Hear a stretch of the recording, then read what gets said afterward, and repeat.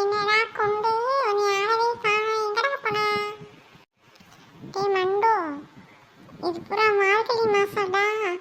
காலையில எந்திரிச்சு அம்மா கோயிலுக்கு போவாங்க, அதனால கூடவே போவேண்டா. அதனால இப்போ எங்கேயும் வர்றதில்லடா. சாயந்தரம் வேற குளிர் வந்தது, அம்மா வெளியே விட மாட்டாங்கடா.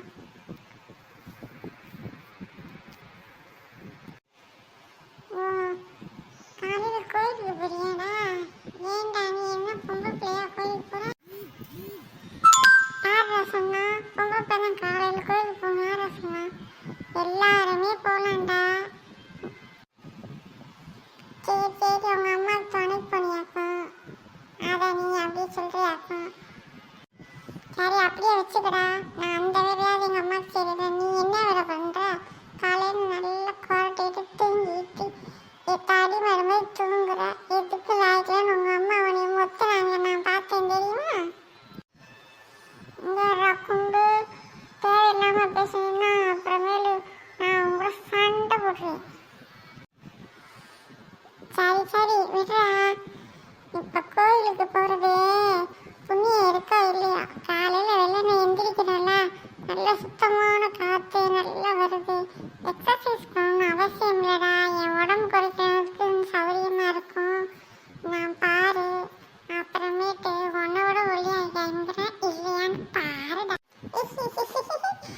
அந்த கதையை அப்புறம் பார்ப்போம். என்னடா உங்க பாட்டி போகலையடா கூட? பாட்டிக்கு உடம்புக்கு முடியல, அதனால இப்ப போறதில்ல.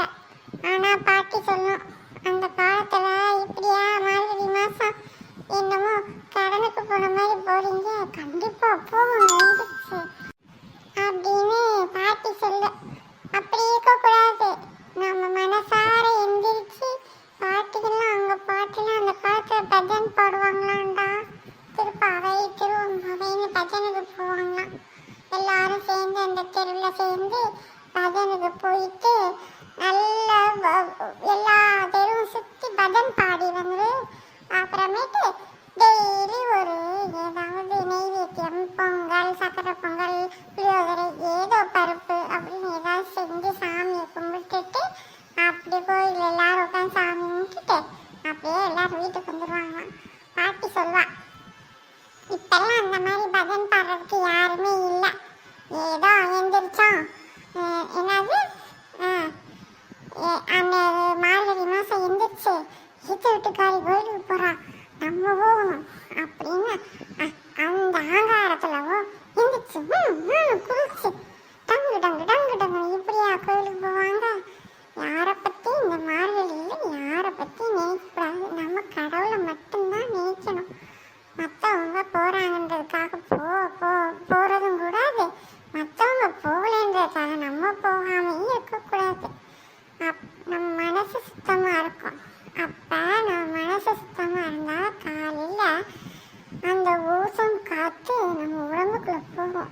மனசு சுத்தமாக இல்லை, வங்குன்னு போனால் காலையில் ஓசோன் காற்று இல்லை, சாதா காற்று கூட உடம்புக்குள்ளே போனால் விஷமாத்தான் போகும். எவளுக்கு புரியுது அப்படின்னு பாட்டி சொல்லி வைக்கிறாங்க. எல்லாமே இப்போ ஒரு பந்தாவுக்கு இல்லைன்னா ஒரு பெருமை இருக்கிறதுக்கு பாரு, அவங்கெல்லாம் அப்படி இருக்காங்கன்னு நினைக்கணும் அப்படிங்கிறதுக்கு எந்திரிச்சு ஓடுறாங்க. டிங் டிங் டிங் டிங் சும்மா மணி ஆக்கிட்டு எல்லாரும் பார்க்கட்டும், மணி ஆக்கிட்டு எல்லாரும் பார்க்கணும் கோயிலுக்கு போகிறதுக்கு. அப்படி போகக்கூடாது, அதோட அர்த்தமே வேற அப்படின்னு பாட்டி சொல்லியிருக்காங்கடா. அந்த காலத்தில் எந்திரிச்சாங்கன்னா நல்லா ஊரே ஜெகஜோதியா அழகா இருக்கும். எல்லாரும் எந்திரிச்சு அவங்க தெளிச்சு அவங்க வேணுன்றதுக்கு கோயிலுக்கு போவாங்க. 4 மணிக்கெல்லாம் போய் கதவை தட்டணும்னு அவசியம் இல்லை கோயில் கதவை. நம்மளால முடிஞ்ச நேரத்துக்கு காலையில் எந்திரிச்சு போய் சாமியை பார்த்துட்டு வரணும் அப்படின்றது தான் கணக்கே ஒழியா. நான் 4 மணிக்கே போயிட்டேன், நான் 3 மணிக்கே போயிட்டேன். யார் முதல்ல போகணும், யார் பெரிய ஆள், இதுதான் இன்னமும் நடக்குதுன்னு வைக்கிறாங்க. விஷமாதானடா? ஆமாண்டா குண்டு. எங்கள் அம்மா சொல்லுவாங்கடா, எங்கள் வீட்டில் எங்கள் அம்மா அப்படிலாம் கோயிலுக்கு போக மாட்டாங்க. வேலை இருக்கும் காலையில்,